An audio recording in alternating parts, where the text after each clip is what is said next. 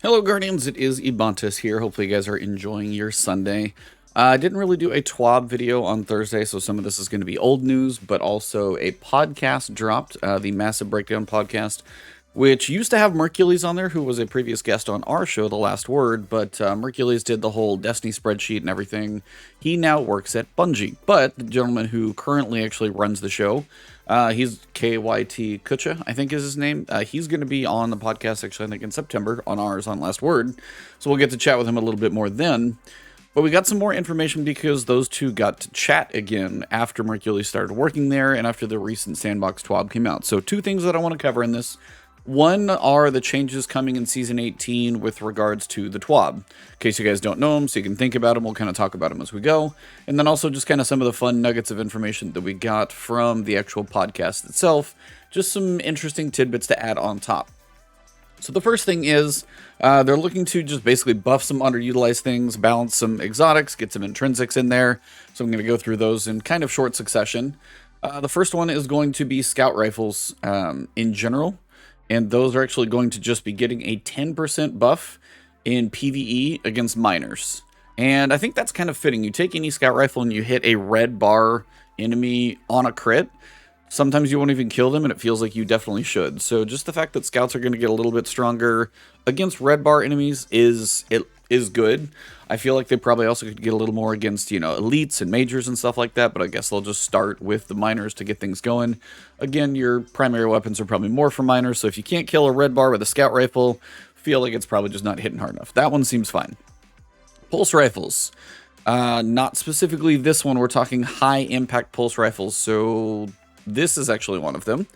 Those are going to be getting a boost to stability. They said it may not seem like a small change to get like 6 to 12 stability depending on the weapon, but they said it is going to actually feel pretty good. Next one is going to be lightweight bows. They're going to reduce the base draw time by 5%. So right now it's 612, it's going to go down to 580. And also they're going to open up the perfect draw time by about half a second or so. So when you pull back the bow and you get it to full draw, you'll have a little bit longer to be able to hold that for just, about half a second and then fire and get that little extra bonus in damage. They've got a couple other things that are coming, but one of the big ones is going to be with regards to glaives. Now, glaives right now do not function specifically with melees and exotics that tie with those. You can do things like shooting a weapon out and get rampage theoretically if it's on there. I don't even know specifically what perks are on what, but certain things, exotics do not tie into the melee aspect, because when you put on a glaive, you only get the melee stab, you don't get your melee abilities to tie in, and they don't tend to pair with, any exotics. They have said the glaives are going to work with ACD 0 feedback fence, necrotic grips. So if you think necrotic grips poisoning enemies around you, going to be potentially a very powerful ad clear, and also Karnstein armlets, giving you a chance to heal yourself and still be up in the mix and also have something that shields you. So glaives are going to be a little bit more potent. Karnstein could be, kind of a pain in PvP. All of those are going to be decent options for PvE though, so not too shabby there. They also said heavy grenade launchers. Not getting a lot of use right now. They had their heyday when grenade launchers had crazy stuff going on, but something like Tarnation that you can craft, for example, is one of the many. It's an art grenade launcher, and you're going to be able to get a boost of damage. In Season 18, they're going to increase the damage versus majors and above, so anything major, champion, elites, bosses, all of those, except Parasite. Parasite does not get this buff, because it just works differently. But all grenade launchers are going to get a boost by 10%. Now, I know some people are wondering and going directly to specifically Anarchy, as it's an Arc grenade launcher. Arc 3.0 is coming back, or coming with Season 18, and this one has potential. I know people have asked, I'm not entirely sure, but they haven't specifically exclusively said otherwise, and they did exclude Parasite, which does make me think Anarchy has potential. Now, do I see something like the Colony being amazing with a 10% buff? No, Colony still just doesn't do that much, but Anarchy definitely has potential to get a little bit more. If you get any grenade-related buffs, could be good. So, can't really argue. Those are the main weapon archetypes that are going to be changing. With regards to activities, they did say the Dares of Eternity weapons. So some of those that you guys can probably think about. The main one, of course, everybody knows is the pulse rifle from Halo. It's going to be the obvious one, the battler. They basically say the Dares of Eternity weapons are going to get an origin trait. We have no idea what that's going to be. Let me know in the comments below if you can think of something. And on the podcast, we goofed around everything from just ridiculous stuff like a, discount at Xur, which obviously is not going to happen. Something as simple as just like, origin trait could be, better in Dares of Eternity or PV. It's just probably little stuff. Origin traits we talked about are an interesting thing because origin traits like Alacrity, not too shabby, in Trials, pretty good, but quite a few things don't have an origin trait, and that's kind of like a weapons 3.5 or something to give you a reason to go after new stuff. But again, it still needs to be somewhat fair, so we don't expect a lot out of an origin trait, and I don't think a lot of people are going to go grind for a god roll again for an origin trait. Maybe it's good, though. We will just have to see. Another thing they're going to be doing is changing a couple of the origin traits that are a bit too specific. Specifically, the Iron Banner one, Skulking Wolf. It is now going to be designed to basically give redesigned to activate on kill while at low health in any PvP. So instead of instead of getting final blows while you're in the hunt or you're carrying the Spart specifically, it's just if you're at low health, this is going to proc. So that's when you'll get the enhanced radar and move you from radar. So if you get a kill, theoretically, in your low health, you're going to drop off radar, maybe give you a chance to get away. And then also with regards to Gambit, they are changing up the Gambit perk. So the Invader specific one, Invader Tracker, is getting changed to Run and Gun. Basically gives you a sprint speed increase after multi-kills, which if you're using your primary weapon to get multi-kills in Gambit, run across the map to get to the next section, not bad. Do I think this is a game changer? No. But more usable by everybody? Yes, because you can get that potentially everywhere you're running around, even a strike or anything. That could theoretically be good. They are going to be changing up some perks, and I don't specifically have them, so I'm just going to read them off. Ambitious Assassin is going to get a rework because Overflow is typically just better. So the magazine increase is going to go from 10% to 20%. And then, except Special and Heavy, those are still going to be 10%. But the Overflow cap is going to go from 50% increase to 150% increase. Now, Ambitious Assassin on certain things, I don't think I actually have anything on me that has it right now. But Ambitious Assassin has some cool features to it as I look through and read. And it's just the idea of if you get a lot of kills, and it's one that's always been hard for me to commit to, but if you do get kills with a weapon, you can overfill your magazine, which, Ambitious Assassin theoretically. Now, one that does actually make sense for a lot of people, depending on if I can find an example, about as close as I'll probably get. Take a rocket launcher and think of Wellspring. You typically do not want it on there because basically it had an internal cooldown. So if you shoot a rocket launcher and you get 7 enemies killed with the same rocket launcher, you would only get the Wellspring buff, like the little energy cooldown boost, one time. They're going to fix that, so if you shoot a rocket launcher or something largely explosive, rockets and grenades are the main two they mention, they're going to be giving you the boost on Wellspring for all of those kills. So if you shoot a rocket into a group and you get lots of kills, that Wellspring is now going to have actual functional benefits to it. Is it going to be amazing on a rocket launcher? Probably less so, but a grenade launcher with multiple kills and 20 in the ammo, that actually could have some potential. Get your abilities back faster, things of that nature. Perpetual Motion, that one I actually do have on. They said it was triggering too much, so they're just taking away the audio and visual cues for it. Makes sense to some point for some people. We've got Lead from Gold, which is going to get a bit of a twist. I don't think I have it on me at the moment, but the idea with Lead from Gold wasn't respecting the functionality of splitting the special ammo and picking up 2 special weapons. So if you have 2 special weapons on, which sometimes you want to play around with, say, Tracer Rifle and also a Sniper Rifle, which I don't have on the top, now the correct ammo is given to each weapon when 2 special weapons are equipped. So that's just kind of working correctly. Breach Load grenade launchers no longer can get concussion grenades. Basically, Blinding Grenade is better and does the same thing. Vice Stinger, which I know is a perk some of you guys do like, was kind of overkilling linear fusion rifles. So now it will still have a chance to reload the magazine, but it also was reducing the charge time, which it wasn't supposed to be doing. So that was kind of a broken thing. And then Zen Moment is just going to have a better description of what it actually does. Same with Particle Repeater. And those are usually based around stability. So if you have anything with Zen Moment, try and, flag that and just go look for it later on. Because theoretically, we'll be able to understand a bit more of what it does. Because right now, Zen Moment is not the most clear. all it says, I knew I had one, causing damage with this weapon increases its stability. You're like, how much? Does it stack? Does it cap out? It's kind of always been very vague, so they're just going to make that a bit more clear, which is nice. Exotics, we've got some buffs coming in. So, one that I think everybody's going to be really excited about, Laymanarch is going to be an overload weapon. So, if you're looking for an overload weapon, this could be probably just one of the best ones in the game. And as they're touching a couple different bows in this one, I think bows are going to come back into champion mods as well. So, if you don't have your bows or your catalyst done or anything like that, now's the time to work on those. Thunderlord, beast mode. I already enjoy this gun anyway. This is also going to be overload. Makes sense with the lightning rounds. Maybe part of Arc 3.0 that overload is like kind of, it can be part of that. Not sure, but it does feel like it's got some potential there.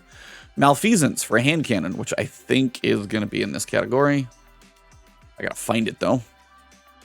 There it is. Combust targets with explosions. So shoots tainted slugs that burrow into the enemy. Stacking enough slugs causes them all to explode. And then bonus damage from against taken enemies and Gambit invaders, since it's that Gambit weapon. But basically the explosion for Malfeasance is going to be unstoppable. It also adds 25 to the base airborne effectiveness as well, since it's a 180. Apparently they're just boosting 180s a lot. Final, kind of surprising one is Wish Ender. They're going to give Wish Ender intrinsic anti-barrier. And then they're going to say increase the number of hits versus most targets from 2 to 3. More hits against vehicles, still 2 against players. So while aiming down sights with this weapon, fully drawn enemies are behind walls. So you can kind of see behind walls, which is the thing. But the idea is broadhead, piercing arrowhead that damages the target on entry and exit. One shot can overpenetrate multiple targets. So in theory, they also give this like the tiniest little draw time decrease. It goes down to 820 instead of 828. But it does get a 10% boost against champions, majors, and mini bosses. So in theory, if you need a kinetic bow, you know, your build is more of a kinetic bow and you need anti-barrier, Wish Ender has a little bit bigger draw time, but does hit a little bit harder. Now you're going to get better damage against the champions. Probably going to one-tap a barrier champion, I would think, or at least hope. Because if you got to fire twice, man, that's rough. So a better one-tap a champion, I have to hope. And then it is going to be anti-barrier, which is kind of cool. But I would say probably the biggest favor of everybody I saw online was Laymanarch's going to be Overload. So that one's going to get a lot of use. Ticuu's Divination. That's our solar bow. Again, they're talking about lots of bows. That's why I feel like bows are probably going to be involved. This is considered a lightweight bow. So it is going to get a draw time decrease from 612 down to 580. So this will fire faster, which is actually really cool. Legend of Acrius. This is one gun that many people probably don't even know, have, or otherwise, but it is from the old Leviathan raid, the OG Destiny 2 raid. This is going to be getting a boost. It's going to be, the catalyst is now going to grant Trench Barrel, which remember, if you punch an enemy, then for 3 shots, you get like 50% bonus damage. So it's going to be doing a bit more there. And also, different versions of exotic paired legendary weapons didn't have matching stats, so they brought them up to parity. So there's going to be some probably changes with regards to a couple shotguns that are working the same. They increased airborne effectiveness for a few legendary weapons, nothing too specific there. Mida Mini Tool, Drang, Sweet Business, Callus Mini Tool, those got a little airborne buff. And then buff. Fighting Lion also got, I gotta find the thing. Why is it? Oh, kinetic? Fighting Lion. Blanking right now. I know it's a Void Grenade Launcher. There it is, sitting at the top. It now receives the intended buff because they said Season 17 5% damage buff was rolled back as part of a larger bug fix. And now they're bringing it back to a 8% buff in damage. And the grace timer for the instant reload to thin the herd is from 5 seconds to 6 seconds. So 1 second boost. Direct hits do more damage to combatant shields. Dealing damage increases reload speed. Rapid final blows against grenade damage combatants refill the magazine. If you can get like 2 enemies, like, you know, shoot this into a crowd of small enemies, you'll get a quick reload really fast. You get a little longer to use that one. And then it's also getting like about an 8% damage buff. So nothing crazy there. Reworks. Lord of Wolves paired with obviously a very specific, I think it's Omniocules. They're basically reworking this entire weapon. They're decreasing the starting ammo in PvP. I know some people are not happy about some of these PvP changes, but they are happening. So kind of just shift with what's going on.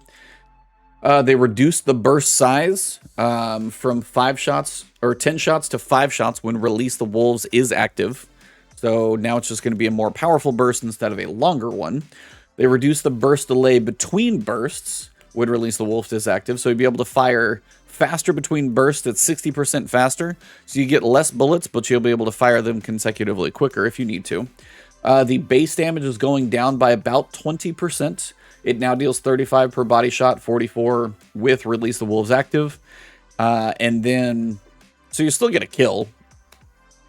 For body shots are going to be 35. If you do 35 times 5, that's 175. So if you do Lord of Wolves active, it's 44 times 5, which is 220, which will kill. So if you have Lord of the Wolves active in PvP, you'll still get the kill. You'll need both trigger pulls in PvP to get it normally. Increase the damage in PvE to basically compensate for the PvP nerf by 20%. So PvE should feel the same, probably just a little more controllable, honestly, but PvP definitely taking a little ease of use nerf, so it will be harder to use. Dead Man's Tale. It's another one getting a definite nerf. It sounds like, to me at least, it's getting a nerf. So, changed Cranial Spike effects. Cranial Spike no longer buffs damage versus players. Instead, it grants reload speed, aim assist, and range per stack. It still grants additional damage against PvE enemies, so if you like it there, you can still use it. Upon reaching max stacks of Cranial Spike, which I believe is like 5, I think, the Catalyst will now increase hipfire RPM from 120 to by 50, so it'll basically fire at 180. Maybe, it's kind of close. But it will reduce the damage by 20%, so you'll be firing faster, but you'll be a little bit weaker. Heard people not liking this one. I know this can be an overbearing weapon in certain places. It hasn't felt as much, but I feel like this is a change that's been a long time coming. Now, Collective Obligation is the raid exotic from Vow of the Disciple. This thing is extremely convoluted to use. This weapon leeches void buffs when damaging targets are suppressed, weakened, or volatile. Once charged, press to swap firing modes. In this mode, damage from this weapon applies the same void debuffs that were leeched. And then up here, this weapon magazine is automatically reloaded when you gain Devour, a void overshield, or become invisible. So all those things that go on. They're basically increasing the timer to 15 seconds in PvE activities. PvP, it's still 10. There is no cooldown on the thing that you could activate. Added a 20% damage bonus against PvE combatants when Void Leech is active. Then you've got kills against debuff targets instantly charge Void Leech. Void Leech is also instantly charged when your character is affected by Void debuffs. And then fixed a buff where the Umbral Sustenance was activating with non-void overshields. Generally, the idea is it sounds like this should be still a little bit, going to take a little bit work to activate, but it's not going to be quite as crazy, convoluted, complicated to work with, which I'm happy because it's one of the raid exotics I actually got pretty early on, but I've never used the thing, but it's because it's been so ridiculous to use. Omnioculus, not surprising. I think a lot of people were probably expecting this one. It is getting a damage reduction. PvE damage resistance is the same. So when you make an ally invisible, they gain damage resistance. While invisible, you gain melee energy. The damage resistance is going to be 2.5%, 5%, 7.5%, and 10% depending on the tier that you're on. And then, but PvE is still the same. And then there's some stuff they're looking to address in the future, and this is where the Mercules pieces come in. So let me go over the few Mercules pieces that we got. So they mention old raid and dungeon weapons will get perk refreshes and origin traits. So take a raid and a dungeon like Garden of Salvation. Should be getting some, little bit of perk refreshes, some new ones, get you some, kind of a nice reason to run in there. Also origin traits, same thing as Pit of Heresy. Some of the weapons that drop in there aren't quite as specific as, say, Prophecy, but they will also be getting origin traits of some kind in the future. So maybe the origin trait between these would be tied together because they're expansion tied together, so that could be a thing. Chancers are coming to the combat mod system in Nightfall. We don't know what that means, but the combat mod system is this whole situation here. Anything elemental wells, charged with light, there's changes coming to that, so maybe there is an armor 3.0. Could be hopeful. I have no idea if they can make me have a reason to care about armor, because once you get good sets of armor, you are kind of checked out of needing to get armor. Actually, really good thing though that they are doing. So we'll see if armor is worthwhile. But there's a couple specs they have in here. They have Rampage spec, they have Dragonfly spec, Surrounded spec.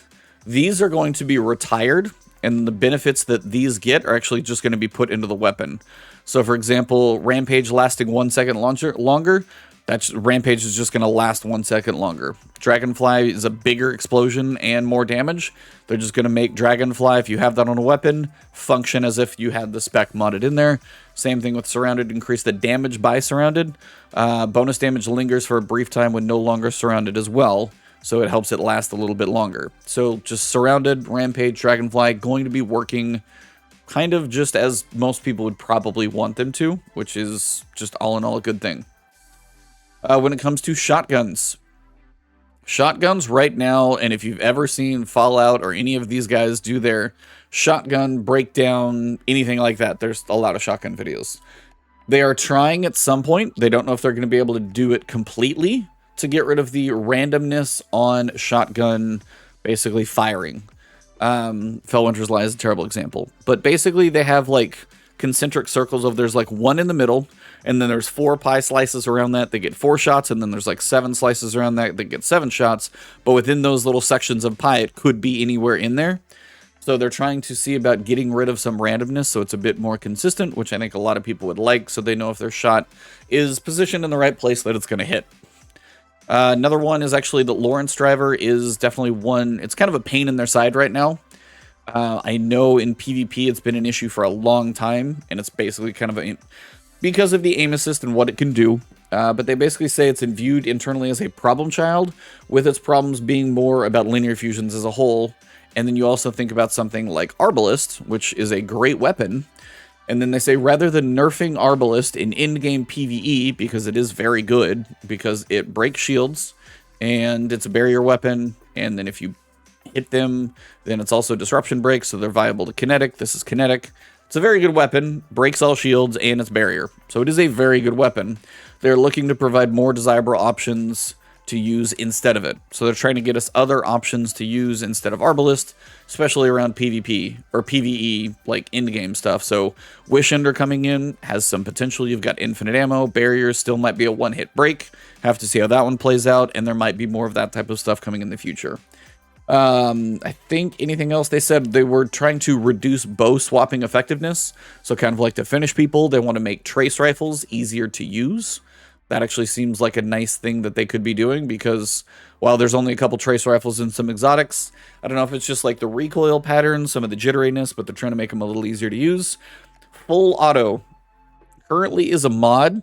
At some point, it's probably just going to be a gameplay setting. And it's just going to be for your primaries. It's not going to be for hand cannons, but auto rifles, pulse rifles, all things of that nature, I think. Maybe hand cannons too, I have no idea. But there's going to potentially be an accessibility setting for people who don't want to like click or pull triggers on a controller all the time, just to be able to hold it down and have full auto. That's just purely for accessibility. They're going to try and target a little bit of balance changes for some PvP outliers, some pulse rifles, high impact scouts, ease of use, precision fusions, ease of use, and then glaive hit detection. They're working on a little bit of that, and then some enhanced perks and folding the special spec mods into base perks. Kind of that stuff I just discussed with like Rampage, Dragonfly, and Surrounded. Those specs are going in. So that's basically it between what the podcast information dropped and also what was in the TWAB. This is kind of your final 10 days or so before the expansion comes. It's the 14th, so 9 days. Remember, on the 23rd, I will be streaming that morning whenever we know the time for the showcase. So stay tuned, follow me on Twitter, follow me on Twitch. I will be streaming the showcase live, probably breaking it down into video and uploading it to the channel that morning. We're expecting Season 18 information, probably some tease of Lightfall. Nice to see, hopefully a little bit of both. And then also Season 18 will launch on the 23rd, so I will be going hard on Season 18, streaming, making videos. So if you are new to the channel, please hit that subscribe button, hit that alert bell. Helps my videos make it to you, and hopefully I can guide you through the initial part of the season a bit more successfully. If you enjoyed the video, though, drop a like below. If you just want to say hello, you can throw that in the comments, or anything else I may have missed that, you know, all the stuff that's been going around Twitter. If I forgot some major change, please throw that in the comments. Other than that, thank you guys very much. Have an awesome one. If you are a Patreon supporter or YouTube member listed on screen here, thank you for the extra support. You guys are all awesome, though. I'll see you soon.